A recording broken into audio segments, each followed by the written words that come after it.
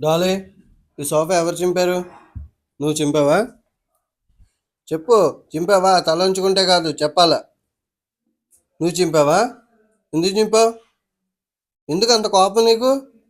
ఎవరి మీద వచ్చింది కోపం? అమ్మ మీద? నా మీద? చెప్పు. టెడ్డీ, నువ్వు చింపావా? చెప్పు. అలా తల ఉంచుకుంటే కాదు, చెప్పాలి ఎవరు చింపారో. నువ్వు చింపావా? టెడ్డీ, నిన్నే. చెప్పు. ఏయ్ బూబు, నువ్వు చింపావా? వచ్చి సైలెంట్గా పడుకున్నావా?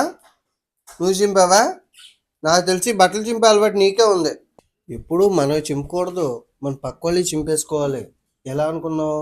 మీ అమ్మాయి చింపే, కుశలిగాడి చింపే, డీలోకే. నాయి మాత్రం చింపకే ప్లీజ్. నాకున్నాయి నాలుగే నాలుగు చేతులు, ప్లీజ్ అవి చింపకు ప్లీజ్. మీ అమ్మాయి చింపే.